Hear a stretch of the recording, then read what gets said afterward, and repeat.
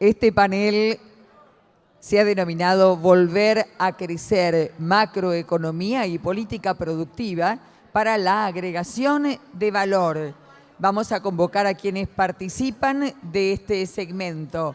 En primera instancia, y lo convocamos a subir al escenario, Martín Rapetti, especialista en macroeconomía, director de Desarrollo Económico de CIPEC y director de la Maestría en Economía de la Universidad de Buenos Aires. También participa del panel Diego Coats, especialista en Desarrollo Industrial, director ejecutivo y economista jefe de la UIA, profesor de Estructura Económica de la UBA y director del Instituto de Economía Aplicada de UCES. Modera este panel Natalia Donato, periodista económica de Infobae. A todos, muchas gracias. ¿Tú agarras el micrófono? ¿Agarra el micrófono? No. Muy buenas tardes. Gracias por acompañarnos. Y bueno, este panel es súper interesante porque vamos a hablar de lo que todos queremos saber y todavía no tenemos mucha idea de lo que va a pasar. Así que espero que todos se queden a escuchar a estos dos panelistas que tenemos acá. No les tengo que decir a ustedes lo que ha pasado con la economía en estos años. La economía cayó el año pasado, va a caer este año y el año que viene también se prevé que va a caer. Y el título de este panel se llama Volver a crecer, ¿no? ¿Cómo hacemos para, justamente en estas condiciones, volver a generar el círculo virtuoso de crecimiento de la mano del sector productivo, que es a lo que todos estamos apostando en esta casa? Así que con esta mini introducción quiero darle la bienvenida a Martín Rapetti y a Diego Coats, los dos expositores. Martín va a hablar sobre macroeconomía y cuáles deberían ser los consensos principales para que desde la macro podamos avanzar por este camino. Y Diego va a hablar sobre política productiva, el plan que tiene la UIA, del cual tantas veces hemos escrito en los diarios, y bueno, las propuestas que tiene la UIA para encarrilar a la economía y la producción. Así que, si te parece, Martín, ¿arrancas vos? ¿Cómo no? Muchas gracias. Bueno, yo soy un muchacho un poco inquieto, así que voy a estar parado. Quiero agradecerle a Diego Coats, a Miguel Acevedo por la invitación y a toda la UIA por tenerme acá nuevamente. Entiendo lo difícil que es después del almuerzo y después de haber tenido paneles tan sobresalientes que mantengan la atención, pero al final de este panel se va a revelar quién es el ministro de Economía, así que puede ser útil que se queden. Diego y yo hace 2 años compartimos también este panel. En aquel momento la economía argentina, estamos hablando de noviembre de 2017, si no me equivoco, la economía argentina estaba en tal vez el mejor de sus momentos de los últimos 4 años.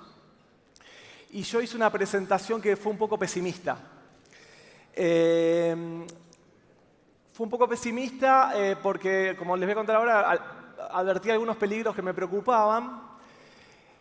Y a hoy, que estamos en una situación de crisis muy penosa, contrariamente tengo una mirada un poco positiva de lo que puede venir. Es un optimismo condicional el que tengo. Y voy a tratar de fundamentar esta visión con ustedes. Pero entonces, haciendo un poco de historia, ¿dónde dejé en el 2017?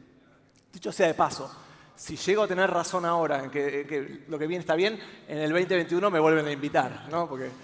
Entonces, ¿qué alertaba en ese momento? Decía que Argentina estaba embarcada en una estrategia de política macroeconómica que tenía algunas contradicciones, a mi juicio.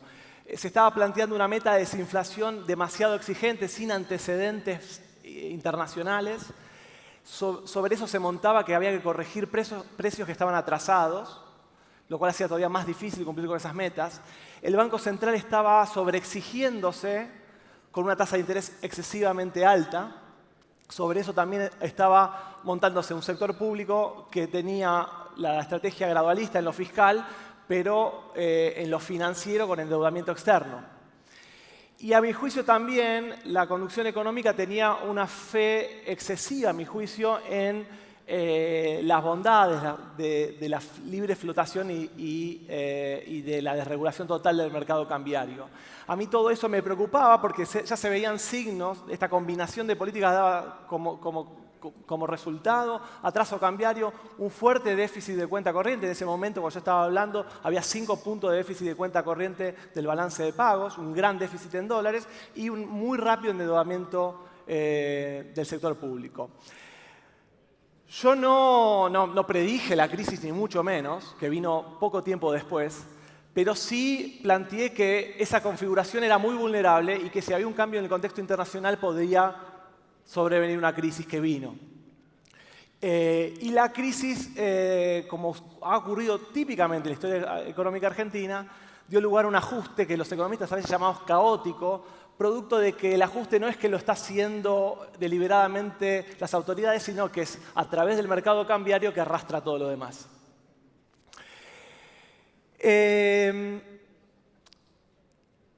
Sorprendentemente, pero como suele ocurrir en la Argentina, la crisis deja algo bueno. O sea, deja algo muy penoso que todos ustedes conocen muy bien, que es el aumento del desempleo, la caída de los ingresos, en muchos casos quiebras. Pero en la situación en la que estamos hoy, creo yo, producto de este ajuste caótico, no deliberado, pero sí que lo hizo el mercado, creo que están las condiciones como para que la economía argentina, en algún momento del año que viene, pueda empezar a retomar el crecimiento. El presidente electo Alberto Fernández usó la metáfora de tocar fondo, aludiendo al cuento de Benedetti. Siempre en Argentina el fondo puede estar más abajo, pero creo que estamos hoy en una situación similar a la que el presidente electo estaba sugiriendo. Y déjeme fundamentarlo. Una es que los precios relativos de la economía están mayormente acomodados. O sea, este gráfico que muestra acá son las tarifas en relación al resto de los precios, que están más o menos en el orden del promedio del año 95-2001, que eran años donde los precios de las tarifas estaban más o menos acomodados. El otro es el tipo de cambio real. El tipo de cambio real acomodó. Está hoy en torno al promedio, un poco más arriba al promedio de los últimos 25 años. Producto del ajuste y de la suba del tipo de cambio, lo que está ajustando fuertemente es la cuenta en dólares. La cuenta corriente del balance de pagos hoy está en el terreno de leve déficit, o si se lo mide en base caja, pequeño superávit. El año que viene seguramente vamos a tener un superávit de cuenta corriente.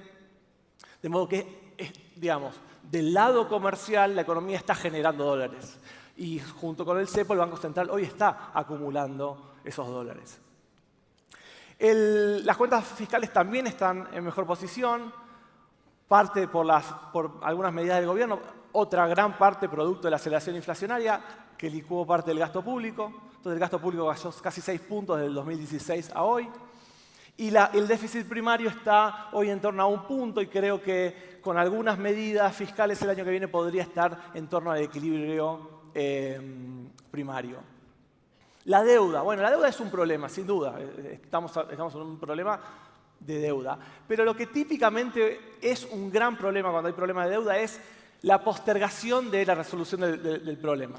Cuando uno ya se sienta a la mesa empieza la solución. Entonces, estamos parados ahí. Y lo otro importante, yo después si quieren les muestro bien los números esos, pero focalícense en el 26-36%, que es la deuda que el sector público tiene con acreedores privados. O sea, no es un volumen de deuda enorme. Entonces, ya estamos sentados a la mesa, el volumen no es tan grande y, por otra parte, los precios de los bonos argentinos, de la deuda argentina, están muy bajos, con lo cual hay posibilidad de ganancias mutuas entre el acreedor y el deudor en una negociación que beneficie a ambos. Entonces, esto también es un activo, me parece. Y por último, no ha desaparecido toda nuestra riqueza. No ha desaparecido nuestra riqueza subterránea, vaca muerta y todo lo demás. No ha desaparecido nuestra riqueza en el suelo. Sigue estando ahí la agroindustria. Siguen estando acá nuestra economía del conocimiento y siguen estando nuestras fábricas. Está todo ahí. Lo que necesita es ponerse en acción. O sea que creo yo que tenemos elementos para iniciar una recuperación en algún momento. ¿De qué depende, a mi juicio, esa recuperación? Bueno, yo creo que necesitamos un programa macroeconómico integral, una estrategia integral de acá en adelante. Y esa estrategia a mí me parece tiene al menos estos 6 elementos que están en estos circulitos que están acá. Quiero empezar por acá. Tenemos que cuidar a los que están más dolidos por esta crisis, que son los sectores más vulnerables. Esto desde un imperativo moral se puede justificar, desde un argumento más estratégico político. Miremos a los vecinos, los problemas que hay en las calles, y retomemos lo que dijo Facundo Manes antes. El grueso de nuestros pobres son niños. Entonces hay que atender el problema de la pobreza porque ahí está nuestro futuro. Entonces ese es un primer elemento. Hay un segundo conjunto de elementos que yo los vincularía con la reestructuración de la deuda con los privados o reperfileamiento, como lo quieran llamar, la renegociación del acuerdo con el Fondo Monetario Internacional y un programa fiscal consistente. Vale decir, es obvio que lo que tenemos que conversar tanto con el fondo como con los acreedores privados es que ningún país, y Argentina no es la excepción, puede pagar toda su deuda junta si no tiene financiamiento. Le pasa a cualquier país del mundo. Por H o por B estamos en esa situación. Entonces lo que es natural es que la economía argentina, para pagar esa deuda, empiece a crecer. Entonces es lógico postular tanto a los acreedores privados como a los extranjeros que haya una extensión de plazos, un corrimiento.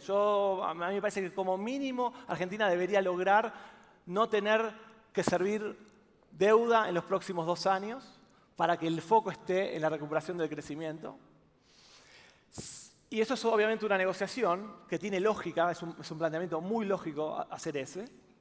Pero del otro lado, obviamente nos van a decir, bueno, ¿y con qué pagás? Por eso el tercer elemento, que es el programa fiscal consistente. Nosotros tenemos que, y esto es importante que nosotros también lo reconozcamos, los argentinos tenemos, no es un partido político, es una historia donde hemos tenido cierta laxitud fiscal. Entonces tenemos que comprometernos a cómo vamos a generar los superávit necesarios para pagar la deuda que estamos pidiendo correr. Entonces estos 3 elementos conjuntos, que tengan como foco alivianar el peso, el servicio de la deuda en el corto plazo, requiere de un compromiso de nuestra parte. A mí me parece que es útil que tengamos algún tipo de regla fiscal con amplio consenso político. Esto debería ayudarnos a normalizar las finanzas públicas, hacer caer el costo del riesgo país y del crédito al sector público y al sector privado, porque el piso de la tasa de interés lo pone la deuda del sector público. Entonces, eso es fundamental para la recuperación económica. Segundo conjunto de elementos, un programa de estabilización, que esto es desinflar la economía, junto con el Pacto Económico y Social. O sea, el objetivo acá es bajar la inflación. Esto no se puede crecer, Argentina no puede crecer con tasa de inflación del 60%. Este gráfico que está acá sustancia lo que les estoy diciendo. Este gráfico, cada triangulito es un episodio de un país, de distintos países, que crecieron por 3 años consecutivos en un entorno inflacionario estable. Vale decir, ¿cuál miro? Miro allá. Los que están entre 0 y 10, esos triangulitos, son países que crecieron por 3 años consecutivos en un entorno de inflación de 0 y 10%. También hay países que crecieron por 3 años consecutivos en un entorno inflacionario de entre 20 y 30. Y unos muy pocos países, episodios de países, lograron crecer por 3 años consecutivos con inflaciones de 50, 60, 80%. Si hacemos más exigente este ejercicio y llevamos los episodios a 4 años, nos queda esto. O sea, es virtualmente, o sea, no hay experimento en el mundo, salvo ese casito que está ahí, que es Uruguay, y si quieren después les cuento cómo fue. No hay experimento en el mundo donde uno vea 4 años consecutivos de una economía creciendo a más del 30%. Entonces yo creo que es central que entre las patas del próximo programa económico es lograr bajar rápidamente la inflación al entorno del 30% como mínimo. Quiero ser muy cuidadoso acá, porque he tenido problemas con amigos en esta casa por esto. No estoy diciendo que para crecer es necesario tener inflación. Ni estoy diciendo que me gusta tener inflación del 30%. Al igual que todos ustedes, creo que es muy importante que Argentina tenga inflaciones del orden internacional, de menos del 10%, del orden del 5% anual. Pero es un grave error pensar que solo vamos a poder crecer cuando la inflación esté en 5%, porque eso va a tardar mucho tiempo. Tenemos que empezar a crecer antes y vamos a tener que crecer con tasas de inflación del 20-30%. Y el otro tema que es muy importante, y se lo mostré en el 2017, que es muy difícil bajar rápido la inflación del 20-30%, no se logra bajar en 3-4 años. Tiende a costar más que eso. Entonces, lo que deberíamos aspirar es lograr un shock desinflacionario que nos mueva del 60 que estamos hoy al orden del 30 rápido, o sea, de pasar de 5% mensual, 6% mensual al 2% mensual rápido, y de ahí empezar el largo pero necesario camino de la desinflación. Pero mientras hacemos ese camino, vamos creciendo. ¿Cómo debería ser ese programa de desinflación? Bueno, un elemento está sentados acá. Y creo que es parte de lo que hablamos del Pacto Económico y Social. Deberíamos, todos aquellos que de alguna manera forman precios en las negociaciones, trazar una trayectoria de desinflación. Movámonos a un sendero de desinflación más bajo. Digo, 30% por decir, para el año que viene. 35%, no sé. Estoy tirando números. No lo tomen literal. Ahora, todos nosotros sabemos que si nosotros pactamos 30, 35 y el dólar se me va a 60 de inflación, suba de 60, no funciona. Entonces, la política cambiaria tiene que ser tal que esté coordinada con esa trayectoria desinflacionaria que se están acordando en un pacto económico y social.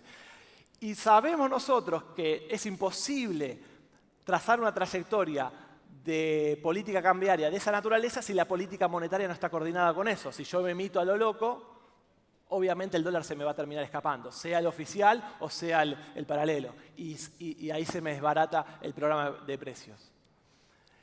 Y junto con esto también tiene que haber una política tarifaria que esté mancomunada con esto. Entonces, noten ustedes que noten que el programa de desinflación es complejo, tiene que estar coordinado y tiene que ser obviamente integral. Una política no es solamente una política, no alcanza solo con un pacto económico y social. Tiene que estar orquestada en un programa macroeconómico integral. Pero sería un error pensar que eso es lo único que queda para el pacto económico y social. Yo creo, y me encantó escucharlo de boca del presidente electo, que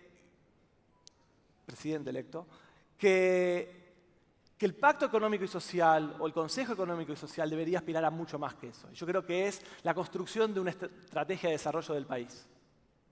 Y ahí quisiera simplemente señalar 2 puntos que me parecen. Acá se hablaron de muchas cosas. Manes habló del tema de la nutrición, el tema de la pobreza. Sergio Kaufman habló de la tecnología. Reglas, hablaron de consensos. Hay un montón de elementos. Yo quiero señalar 2. Uno está vinculado a la trayectoria de crecimiento económico de la Argentina. Esto que está acá es la trayectoria del PBI de la Argentina desde mediados del siglo pasado a la actualidad. Lo que ven ahí, esos puntitos rojos, son años de contracción económica. Van a contar 26. Argentina tuvo 17 episodios de contractivos en este periodo. Es el país con más recesiones del mundo. Le sigue el Congo. Todas estas crisis, salvo una, fueron productos de crisis de balance de pagos. Conocen esto de memoria ustedes. Cuando la economía argentina crece mucho más rápido las importaciones que las exportaciones. Nos quedamos con un déficit de dólar, eso tarde o temprano gatilla una crisis de balance de pagos y la historia la conocen de memoria. Devaluación, aceleración inflacionaria, contracción, etc. Entonces, no es posible aspirar a un crecimiento sostenido si no ponemos como estrategia desarrollar las potencialidades exportadoras de nuestro país. Y ahí retomo un punto que por suerte ya estoy pasado del tiempo, retomo un punto que hizo Manes. No somos ricos, Diego Coates se cansó de contarles a ustedes esto, no somos ricos en recursos naturales. Este gráfico muestra las exportaciones de recursos naturales per cápita de los primeros 50 países más ricos en recursos naturales. Argentina, no sé por qué no me sale, está ahí, en el puesto 50, en mitad de tabla, como decía Manes hoy hace un rato. Menos de $1.000 per cápita tenemos. Nuestros ejemplos históricos, Australia, Nueva Zelanda, Canadá, Estados Unidos están mucho por encima de nuestro. Muchos de nuestros países vecinos también están muy por encima de nuestro. Y si incluso, para que se saquen esta idea, nosotros hicimos este ejercicio, sumemos a la cuenta que tenemos la misma cantidad de exportaciones minerales que Chile, que son 38.000 millones de dólares. Dupliquemos las exportaciones del complejo agroexportador y tengamos el cálculo más optimista sobre las exportaciones que pueden dar Vaca Muerta. ¿Dónde está Argentina? Ahí, en 2.400 dólares per cápita. Clase media alta. Seguimos sin ser ricos en recursos naturales. Seguimos teniendo mucho menos que Chile, Nueva Zelanda. Entonces, la estrategia de desarrollo exportador que necesitamos es diversificada. Y tengo buenas noticias para darles. Tenemos de todo para exportar. Energía, minerales, industria, agroindustria y, por supuesto, economía del conocimiento. Y un último comentario sobre esto. No lo he visto acá, pero merece un pequeño homenaje en este tema Bernardo Kosakov. Bernardo siempre nos señala que no se exporta de la nada. El mercado interno es clave. Hay un falso antagonismo entre el mercado interno y las exportaciones.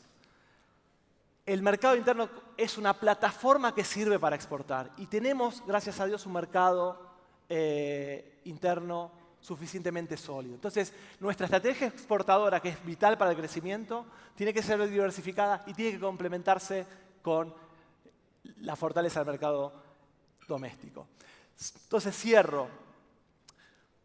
La crisis nos deja algo positivo, que es una base, me parece, lo suficientemente robusta como para empezar a crecer. Por los peores motivos, pero ahí está. Ese crecimiento, volver a crecer, requiere un programa macroeconómico integral. No se puede hacer con balas aisladas. Y más allá del corto plazo, tenemos que pensar en una estrategia de crecimiento de largo plazo. Y ahí están ustedes.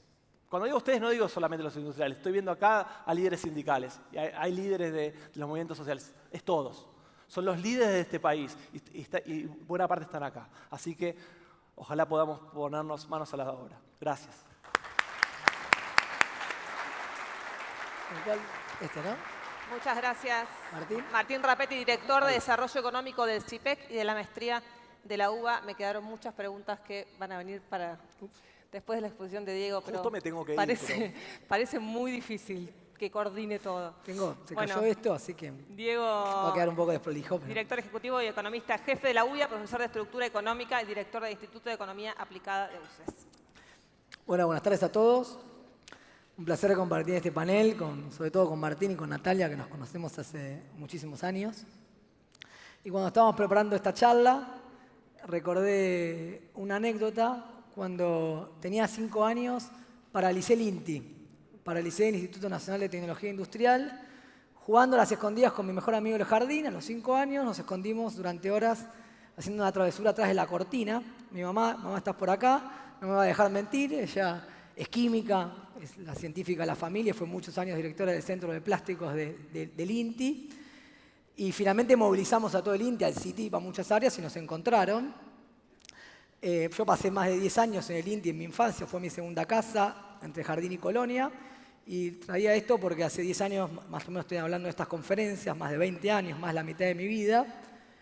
Y lo traía a colación esto porque, como decía Martín, lo que creo que sentimos todos y lo que estamos observando es que la Argentina está paralizada, en particular su sector productivo, mientras que el mundo se mueve y sigue jugando.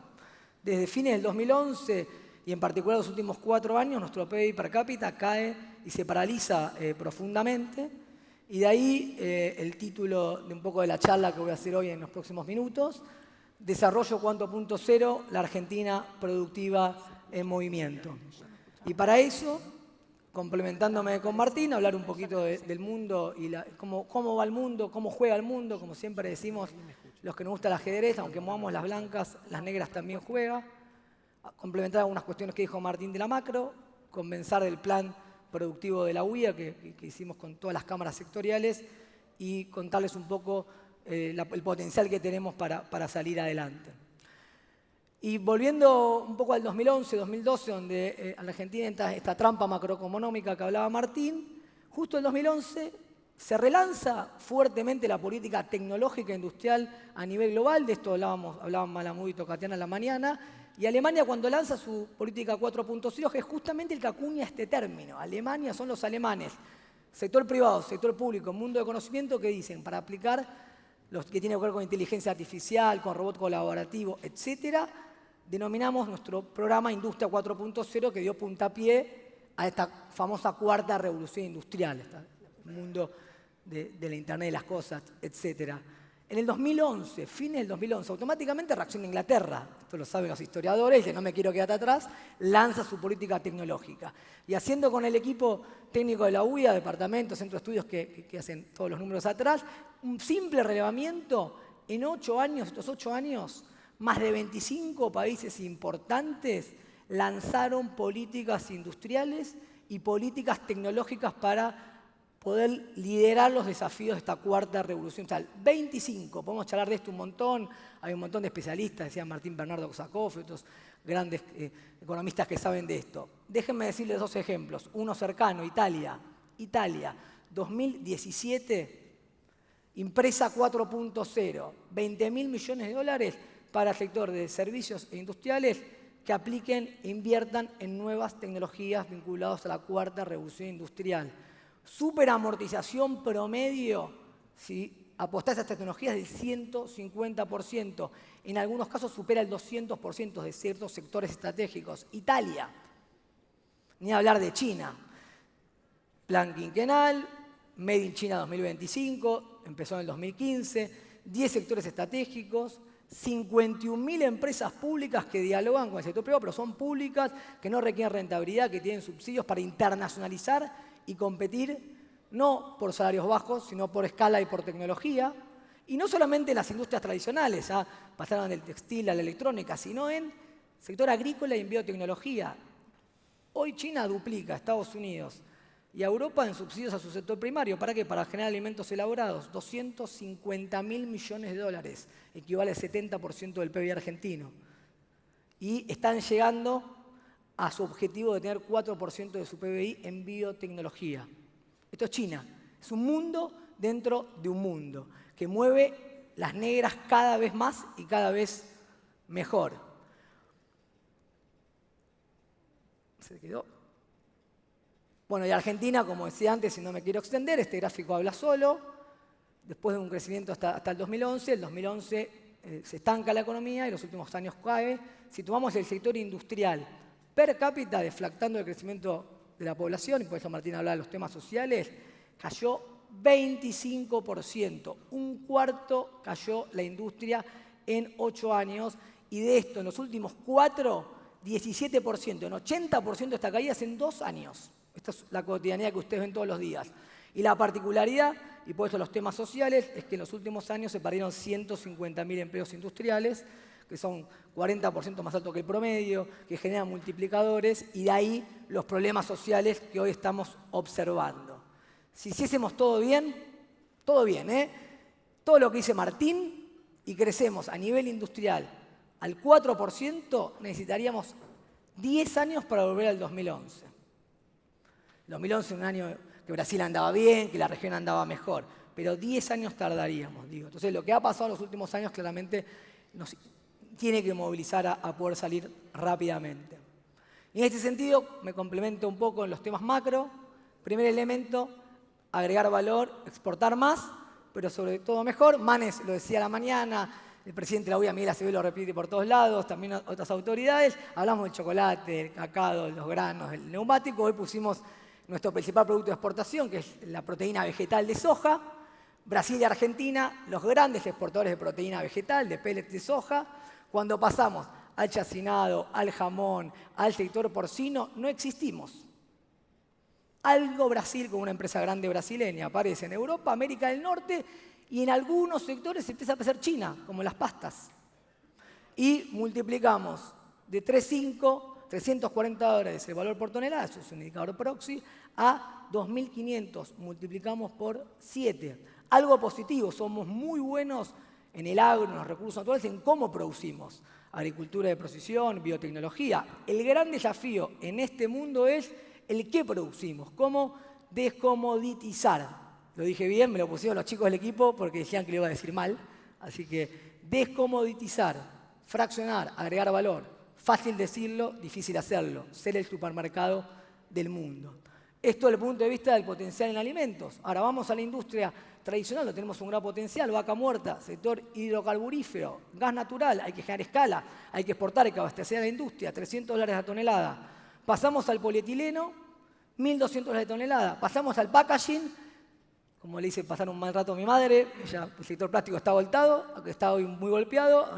Una buena noticia, $3.500 la tonelada. Autopartes plásticas, $5.000 la tonelada. Multiplicamos por 16 y generamos escala y agregamos valor en Argentina en origen. $10.000 millones de inversión. $4.000 millones en exportaciones adicionales. De estos hay muchísimas oportunidades de agregar valor. Ahora, como decía antes, el mundo también juega. Y ni hablar del mercado interno. Y acá hay que desmitificar algo y derribar un gran mito. La industria, el sector industrial, estamos todos acá, no genera el déficit industrial. Cualquier país que le va bien y que quiere desarrollarse, importa bienes de capital, trenes importados, lamentablemente, tecnología que no se produce de Alemania, de China, de Francia, de Estados Unidos. Hoy la industria que tenemos exporta $20.000 millones, 2018, un mal año. Andaba mal Brasil, andaba mal Argentina. Si restamos lo que importa a la industria, tanto para reexportar como para abastecer el mercado interno, se suman $16.000 millones. Si a su vez a ese número de exportaciones industriales le sumamos todo lo que importa al resto de los sectores, la construcción, el consumidor final que importa autos, los bienes de capital que importan todos los sectores, los cajeros y demás, acá hay mucha gente del sector de los bancos, el total de las importaciones del año pasado, un mal año, fueron de $52.000 millones. En un buen año son 60.000, porque el país está creciendo e invirtiendo más. El déficit famoso de $32.000 millones. Esto porque tenemos industria. Si no tenemos industria, ¿qué pasa? Hicimos un ejercicio con Martín, hicimos un producto, lo hicieron el equipo del Centro de Estudios de la UIA. Obviamente dejamos de exportar productos industriales. Estos $16.000 millones se dejan de importar, pero si agregamos todo lo que tienen que empezar a importar, los consumidores, el sector público para la inversión en infraestructura, el resto de los sectores, las importaciones serían de $58.000 millones. Poquito más todavía. Y no tenemos exportaciones. ¿Cuál sería el déficit final si no tenemos industria? $58.000 millones. Es decir, $25.000 millones por tener una industria que exporta, y obviamente importa y tiene que importar para exportar, y porque logra también abastecer en algunos productos al mercado interno. Entonces, parte de esto no lo entendimos en los últimos años y por eso generamos un déficit sin mucho crecimiento que nos generó esta crisis balance de pagos. Entonces, exportar muchas oportunidades y generar escala para también abastecer y ahorrarnos divisas en muchos sectores que lo logramos hacer. Primer mensaje, divisas, expo y mercado interno. Segundo mensaje macro, esto lo he visto muchas veces, rojo muy malo, verde oscuro muy bueno. Si ponemos indicadores sociales, PIB per cápita, participación de la clase media, Argentina es verde amarillento en todos los indicadores. Coquetea en muchos indicadores. ¿Con quién? Con un país de Europa Oriental, a pesar de sus crisis. Ahora vamos a créditos sobre PBI. Esto es un fruto de todas las crisis que tenemos. Este año cumplimos el récord de tener 12% de créditos sobre PBI al sector privado no financiero.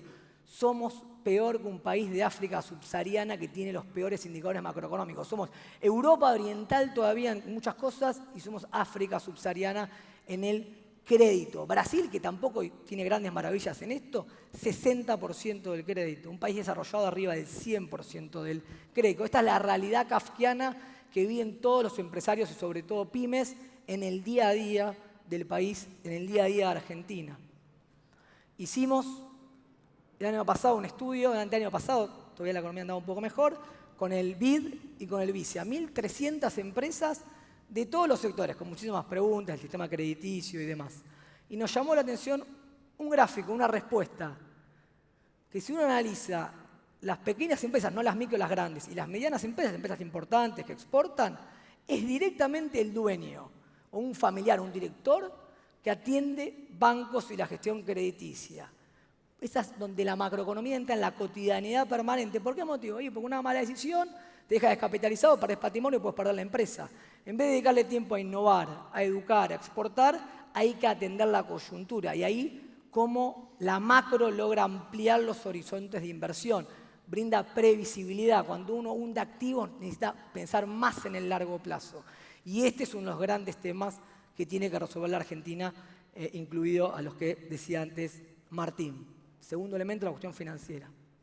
Tercer elemento, y volvemos a la cotidianidad, la cuestión tributaria. Eje vertical, la participación en la recaudación, impuestos principales, ganancias, seguridad social, ingresos brutos y IVA. Eje horizontal, participación en el PBI. La línea que está ahí marcada es la línea de 45 grados y lo que quiere decir, si la burbuja que representa el tamaño de empleo cae en esa línea, que el sector, la burbuja es el sector y el tamaño de empleo, aporta a la recaudación lo mismo que al PBI. Si cae abajo, aporta menos a la recaudación que al PBI, y si cae arriba, aporta más a la recaudación que al PBI, tiene más presión formal. Vamos, después de este ejercicio hipotético, ¿cómo estamos como industria? El que más aporta al PBI, si lo vivimos en 10 sectores, con un tamaño de empleo importante, y muy arriba de la recta, aportando más a la recaudación. Después aparecen el resto de los sectores con diferencias. ¿Esto qué quiere decir? Que tenemos un sistema tributario que penaliza la agregación de valor, con el no ajuste por inflación, con todo lo que implica la seguridad social y demás, un sector que paga buenos salarios, pero está penalizado cuando querés agregar valor, y cuando hay estas coyunturas financieras, el fisco, en vez de ser un socio, te tensiona más que todavía el propio banco. Entonces, reforma tributaria que se hizo hace un par de años tiene poco en cuenta esto, porque tiene poco en cuenta el tema de las divisas. Hay que avanzar en una reforma tributaria, obviamente no, es importante, las urgencias a veces mandan, primer punto. Segundo punto, calidad de los bienes públicos, porque del lado de la recaudación están los bienes públicos, para el industrial, para el que produce, para todos los sectores, la infraestructura. Digo, hoy la infraestructura no es la que era hace 40 años, con más gasto público, y obviamente la infraestructura social, salud y educación. Entonces, es una doble agenda, tributaria y calidad de los bienes públicos. Y en este sentido, y voy entrando a la última parte de mi presentación. Bueno, vengo bien. Bien. Nosotros, desde la UIA, y agradecerle a todas las autoridades, al presidente y a todos por dejarnos llevar adelante este plan, y en particular a los más de 100 profesionales que trabajaron en el Plan Productivo 2023, que son de todas las cámaras, todos nuestros socios y el equipo de la UIA, un equipo multidisciplinario. Lanzamos este año para compartir con toda la sociedad un plan de desarrollo, porque la macro es condición necesaria, pero la condición suficiente, y sobre todo en este mundo, es pensar en la estructura productiva, en el perfil productivo y cómo hacemos una política de desarrollo. La verdad que además del capítulo macro hicimos un montón de medidas, los invitamos a leerlos, se presentó a todos los espacios políticos, lo trabajamos con los sindicatos y demás. Y hay tres grandes capítulos: competitividad y costo, la industria 4.0, la productividad, un diálogo con el sector del trabajo que implique que tecnología y empleo vayan de la mano. Ese requiere un plan de desarrollo, que no haya sustitución de capital por trabajo. Y obviamente PYME y desarrollo regional. Déjenme decir, el plan son 40 áreas y más de 150 propuestas. Déjenme decirle dos cuestiones importantes del plan nada más. La primera es que intentamos que dialogue el corto plazo con el largo plazo. Largo plazo, por acá lo veía Díaz Hermelo, que es el presidente del transporte de la UIA. Largo plazo, por ejemplo, el transporte. 8º país más grande del mundo, hasta el cansancio, lo conocen ustedes esto. 8º país más grande del mundo, 132 en el ranking de infraestructura de la UEF. Un producto regional en el supermercado por ahí puede ya tener 15-20% de su costo de transporte. Un país de nuestra extensión debería tener al menos, Miguel, por acá vos me vas a corregir, pero al menos 20-25% del transporte de carga por ferrocarril y un sistema multimodal integrado. Tenemos menos del 5%. Eso es largo plazo, financiamiento, planes estratégicos, no se va a lograr un día para... Pero es fundamental, porque eso después penaliza la exportación y va al costo. Suma la estructura de costos y no te queda otra y perdés en la competencia. Y así hay un montón de temas. Corto plazo, 2 temas. El financiero, bueno, hay que ser creativos, hay un montón de ideas. Hoy están los encajes no remunerados, estamos dialogando con los bancos, dar un crédito rápido de capital de trabajo para poner en movimiento el circuito productivo, porque hay que salir ya de este atolladero financiero. Intentamos que dialoguen estas 2 dimensiones, y en ese sentido hay muchas medidas que son más urgentes y otras que son más de largo plazo, las urgentes, también la FIP y todo lo que ustedes viven en la cotidianeidad. Y obviamente para esta casa es sumamente importante el capítulo PYME. El año pasado lanzamos 35 medidas para las pymes. Las pymes son las que menos margen tienen para sobrevivir esta coyuntura. Es muy importante tener una mirada y un plan PYME que entienda los problemas que tiene la Argentina y cómo ponerlo en movimiento. Y obviamente la cuestión del desarrollo federal. Digo, la brecha que hay entre el NEA y el NOA, hoy estaba el gobernador de Jujuy, y los lugares de mayor PIB per cápita en la Argentina son peores que las de Perú. Digo, vivir en Buenos Aires es Europa, vivir en el NEA y NOA es vivir en una zona pobre de Perú o de Bolivia. Entonces hay que tener un plan de desarrollo federal, hay que generar mercados regionales para que se radiquen empresas en esos lugares, ¿no? Y también tenemos muchos capítulos, obviamente esto depende del gobierno nacional, tema del 814, un montón de elementos, pero también de los gobiernos provinciales. Hoy hay una ley de RT muy buena y algunas provincias no terminaron de adherir. O hay una ley de compra que no adhieren las provincias. Es decir, hay desarrollo federal es un diálogo entre nación, provincia y municipios. Los invitamos a leerlo, creemos que es un aporte para discutir del futuro. Y para ir terminando y levantar un poco el ánimo, Argentina, más allá de todo esto, tiene muchísimos ejemplos y tiene muchos activos para desplegar de cara al futuro. Estaba Martín acá, hicimos un trabajo, le sacamos un rato de la macro y nos dedicamos a la micro, hicimos un trabajo con el BID, Intal, ya veníamos trabajando con ellos y con el CIPEC, para estudiar cómo estaba la industria argentina en materia de la aplicación de las nuevas tecnologías vinculadas a la cuarta revolución industrial, cómo estaba en materia de aplicación de inteligencia artificial, de algoritmos, de todo lo que tiene que ver con Internet de las cosas, la robótica avanzada, la manufactura aditiva. Y la verdad que el vaso es medio lleno. La verdad que el vaso nos sorprendió la respuesta, porque hay un 6% de empresas que ya dialogan con estas nuevas tecnologías. 45% que llamamos alpinistas, como en esta pirámide, que dicen que en los próximos años van a estar aplicando para gestionar proveedores, clientes y exportar. Pero obviamente, 50% todavía no ha empezado el camino de esta travesía a aprovechar los cambios que estamos viendo en el mundo de las tecnologías. ¿Y el problema cuál es? Que con estas coyunturas financieras y con esto, cuando el mercado cae, cuando es difícil planificar, a esta heterogeneidad que tienen todos los países como los nuestros, productivas, salimos de la heterogeneidad y entramos en la fragmentación. Se agrieta, hay una heterogeneidad que no es tolerable. Y en vez de que la parte superior de la pirámide traccione la parte inferior, como que son mundos separados, disociados. El gran desafío es poner la macro en movimiento y la política de desarrollo para lograr nuevamente integrar y que puedan todos dialogar con este mundo. Y ejemplos hay un montón. Voy a contar algunos. Desde la bioeconomía y la economía circular hasta la industria 4.0. Bioeconomía, economía circular, procesos lineales, a procesos circulares, gestión de residuos. Tomo una industria tradicional, Ledesma, que me encantó el caso. Ledesma hace con el azúcar, la sacarosa, históricamente azúcar. Hace algunos años, ya tiene bastantes años esto, utilizando la fibra de azúcar, también puede hacer bioetanol de maíz para darle una salida alternativa al sector azucarero. Y con el bagazo, con el desperdicio del bagazo y con las hojas, las puede juntar, planta de biomasa, alimenta la mitad de su empresa con energía propia circular. Pero la novedad ¿cuál es? Que históricamente hace con el bagazo papel. Pero ahora ese papel es 100% fibra natural, es un papel verde y es un elemento de exportación de papel verde para entrar en los mercados europeos que tienen para arancelarias y están mirando estas cosas ambientales. Entonces, ¿cómo cierra de estos ejemplos? Argentina tiene un montón. Hay el sector pesquero, el otro día leí el caso de los langostinos que con los esqueletos se dedican a los biopolímeros. Yo no puedo ni explicar, están fabricando biopolímeros. Entonces, el mundo de los alimentos, la bioeconomía, el agro, nos da muchísimo potencial. Vamos a contar muchos ejemplos. El mundo de la industria, ni hablar.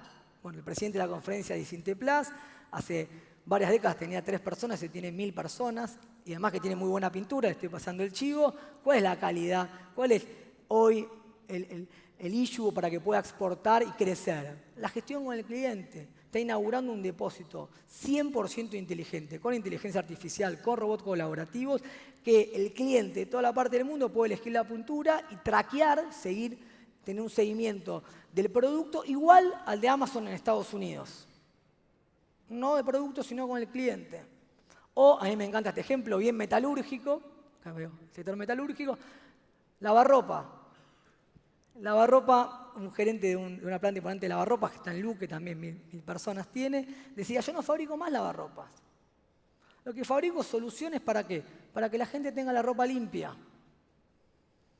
¿Y cómo puedo utilizar las nuevas tecnologías ahora que el lavarropa está conectado al celular y puedo tener y contener toda esa información? Para un montón de cosas. Primero, para darle soluciones al usuario. Por ejemplo, para que la ropa si va a llover y automáticamente desde la app te tire una alarma y te diga mejor que no se lave el lavado. Segundo, para que pueda leer el código QR y ver cuál es la mejor propiedad del jabón y trabajar con el sector químico. Tercero, para el sector público, para si tenemos alguna tensión en materia energética, utilizar más eficientemente el lavarropa o los aires acondicionados. Es decir, la solución, se hablaba en el panel de Manes y de Kaufman, aplicar la tecnología para innovar y salir con soluciones novedosas a brindar nuevos productos y servicios. Y voy terminando, porque no quería dejar hablando del desarrollo y pensamiento estratégico. Argentina, más allá de esta coyuntura, cuenta todavía con una empresa como el INVAP, de gestión pública, que tiene más de 40 años, con una burocracia, una calificación de recursos de estándar internacional, y que logró, además de exportar reactores experimentales nucleares, poner en órbita satélites con tecnología y fabricados en la Argentina. Ahora, el INVAP es fruto solamente de su capacidad, obviamente tiene gran mérito, ¿no? Es fruto de un ecosistema institucional, como decía Manes a la mañana, donde la CONEA, la Comisión Nacional de la Energía Aeroespacial, obviamente el INTI, el CONICET, hay un ecosistema público y privado que puede proveer tecnología que permite que a pesar de todo la Argentina pueda poner un satélite en órbita. De estos podemos encontrar muchísimos ejemplos en la Argentina.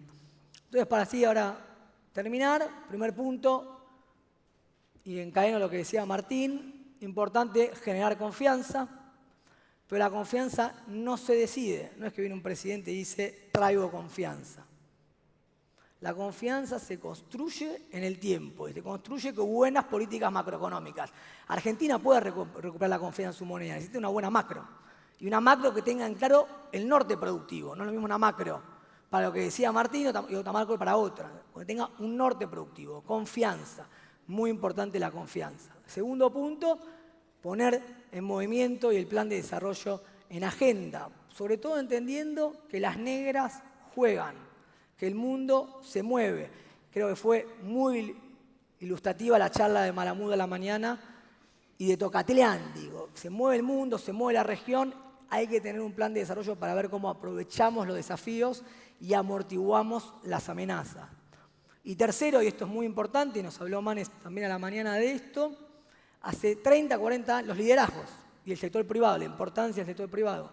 Hace 40 años, Consejo Nacional de Planificación, un ministerio, había una buena burocracia del sector público, una empresa con un buen management, eran lógicas disociadas donde se planificaba el desarrollo en la región y en el mundo. Hoy, la cuarta revolución industrial, las nuevas tecnologías, hace que esto no lo lidere un actor, no sea una burocracia beberiana la que nos va a sacar de esto, sino es un ecosistema. Facundo lo explicaba muy bien, un ecosistema donde interactúan múltiples actores y donde es clave general confianza y una retroalimentación virtuosa entre el sector público y sobre todo el privado. El sector privado acá tiene una gran responsabilidad de liderar el ecosistema de transformaciones que la Argentina necesita. Por eso creo que lo importante es entender que Argentina tiene un montón de activos, algunos hay que salir a buscarlos, algunos están en movimientos, otros están paralizados.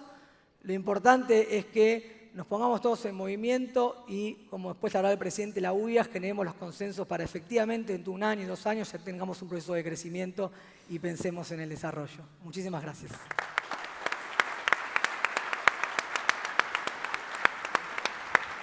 Gracias. Gracias, Diego. Bueno, y ahora si les parece hacemos algunas preguntas para los dos. Se me ocurrieron varias. La primera es, bueno, esta palabra consensos está muy de moda. De hecho, este evento se llama Construir Consensos. Y ahora todos hablamos de consensos y la clave para poder reordenar la macro y la política productiva. Ahora, mi pregunta a los dos, pero empiezo por Martínez. ¿Cuáles deberían, vos hablaste de varias guías, varios lineamientos por donde debería ir el próximo gobierno en esta materia, pero ¿cuáles deberían ser los principales consensos? Y si crees que realmente esta vez la Argentina va a poder llegar a eso, ¿no? Va a poder encarrilar y que finalmente, digamos, no deje de crecer. Primero empiece a crecer y luego continúe. Bueno, sí, sí, creo que esta vez puede ocurrir, porque si no lo creyera me hubiera ido del país. Tenés ¿no? esperanza, Tengo como dijo Alberto. dos hijos jóvenes, muy chiquitos. Si no creyera que acá podemos tener un desarrollo, me hubiera ido. Así que no, creo que sí que podemos. Yo creo, acá, a lo largo de esta jornada, que me parece que ha sido riquísima en ideas, se mencionaron muchas.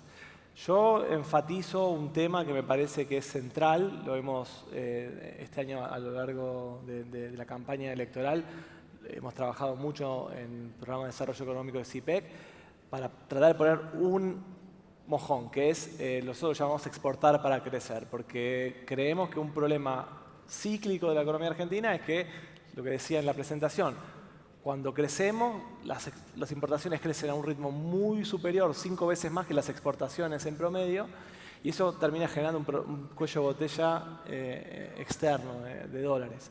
Entonces, no hay forma de que crezcamos si no logramos aumentar de forma sostenida nuestras exportaciones o nuestra producción transable, dirían los economistas, que incluye, digamos, no solo lo que exportamos, sino también lo que podemos importar.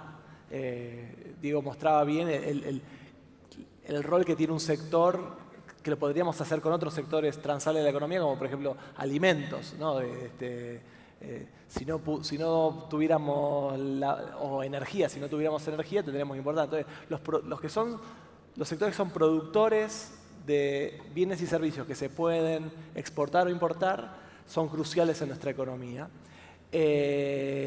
Y creo que necesitamos tener, o sea, la clave, el punto central acá es que como no somos tan ricos en recursos naturales, tenemos que recaer en sectores no primarios que emplean gente.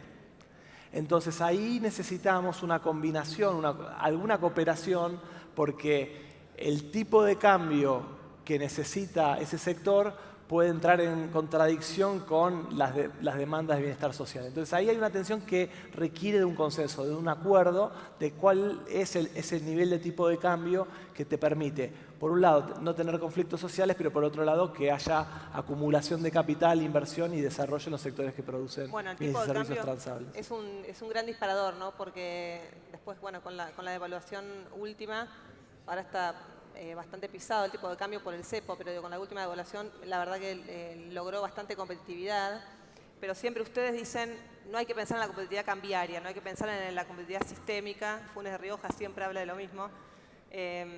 Y bueno, muchas cuestiones que no han mejorado claramente en este tiempo. Entonces la pregunta a Diego, ¿crees que hoy es competitivo este valor de tipo de cambio y el resto de las variables? ¿Qué evolución han tenido y qué expectativa tienen de cara a los próximos años?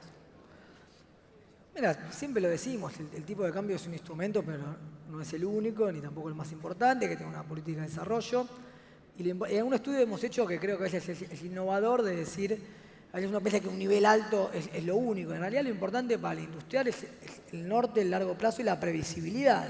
Si este es nuestro tipo de cambio, lo importante es que sea previsible y que no apelemos a un ancla cambiaria tradicional como único instrumento antiinflacionario, porque si no después gatillamos y viene una futura devaluación. Digo, eso en nada sirve. Tampoco sirve que el tipo de cambio esté saltando siempre, porque más tipo de cambio implica una tasa de interés más alto, porque hay expectativas de evaluación y cae el mercado interno. Entonces yo creo que hay que tener un tipo de cambio previsible, que amplíe los horizontes para el que invierte y exporta y para el que ahorra. Si Argentina no tiene ahorro en moneda local, no tiene futuro. Entonces la estabilidad y la previsibilidad cambiaria es fundamental para recuperar ahorro en moneda doméstica. Esto no lo podemos negar, porque si no también perdemos dólares por el atesoramiento y no porque seamos peores o malos o peores que la región. Brasil agregó su moneda 13 ceros, Argentina 14 y Brasil no tiene este problema.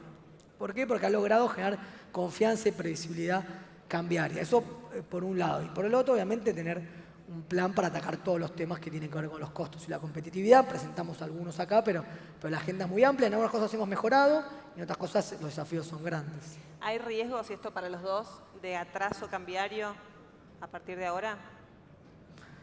Si querés, Martín, arrancamos. Bueno, es pura especulación, porque hay que ver qué van a hacer las nuevas autoridades y eso no sabemos ni quiénes son.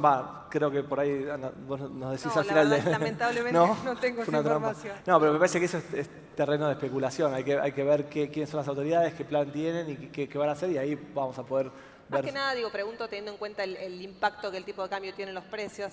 Lo hemos visto en cada salto y es difícil esa regulación que vaya subiendo con la inflación, ¿no? Hay algo que todos los que estudiamos problemas de inflación y estabilización en América Latina y en otros países sabemos muy bien, que es muy difícil desinflar sin usar el tipo de cambio como ancla, pero al mismo tiempo sabemos que cuando abusás de eso caes en problemas de atraso cambiario y eso se te revierte. Entonces hay que encontrar las dosis justas de cómo usar el instrumento. Vos hablaste de shock antiinflacionario. Este año estamos cerrando con una inflación 55%. Vos dijiste claramente no se puede crecer con estos niveles de inflación, habría que bajarlos al 30% para arrancar, ¿no? Para empezar a pensar en crecer.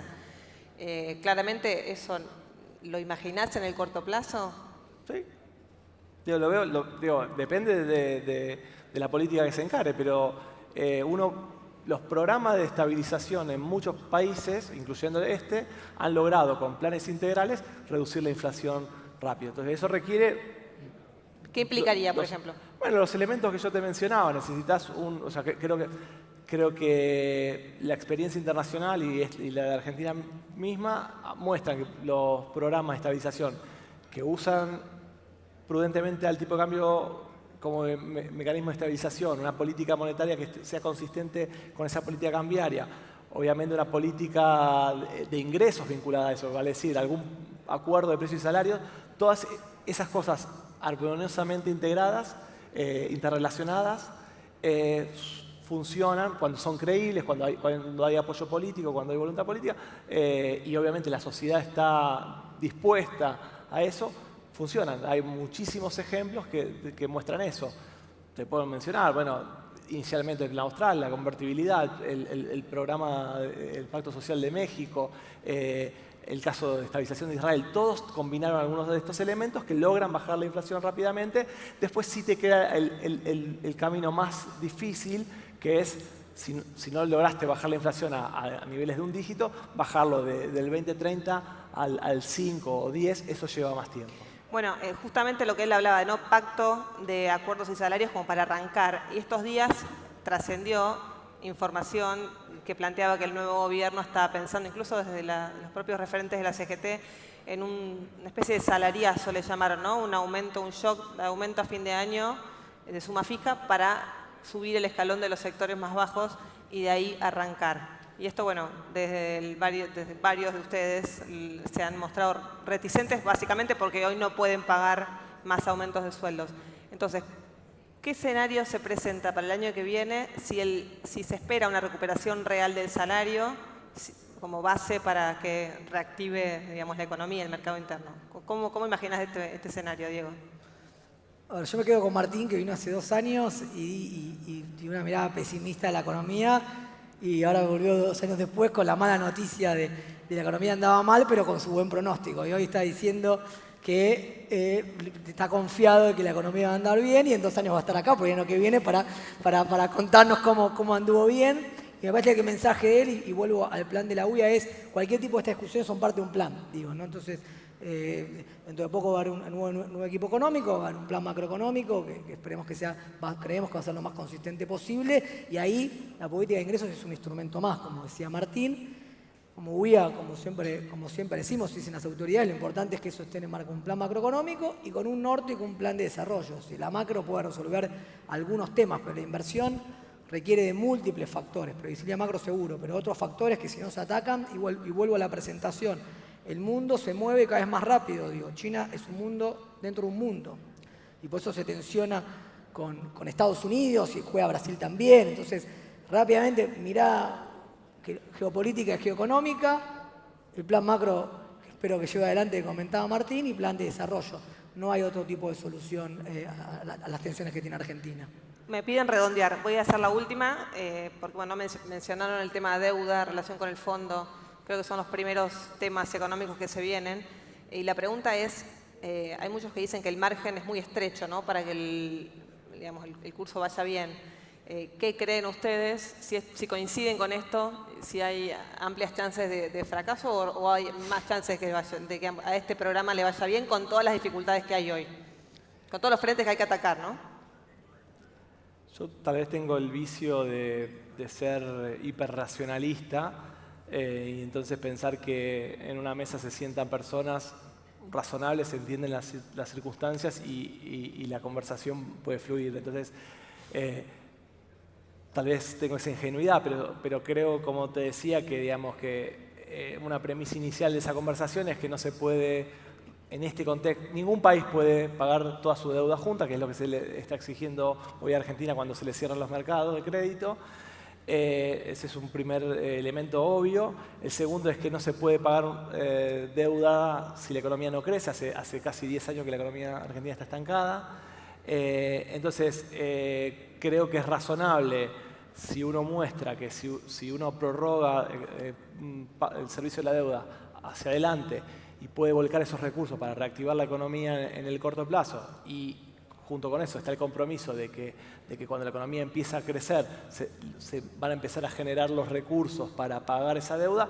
Yo entiendo que eso es sentarse después y hacer las cuentas y lo que es más o menos razonable, lograr hacerlo. Y creo que hay margen para hacerlo. Ahora, ¿cuánto tiempo lleva la negociación? Si en el medio se te mete algún actor interesado que quiere que esto no funcione. Bueno, en fin, es complejo, pero digo, me da la sensación es que hay elementos para que esa negociación sea fluida y sea beneficiosa para todos. Vos hablas de intereses y capital.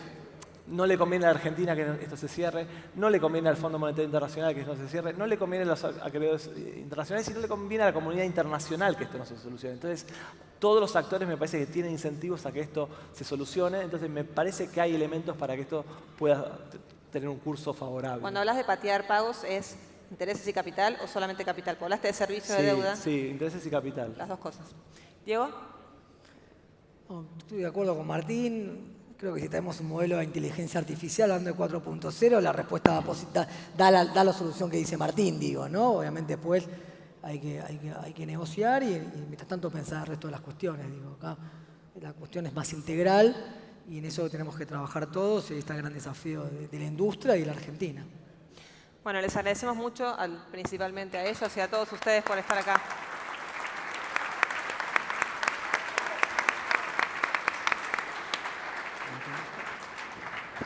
Muchísimas gracias a los panelistas.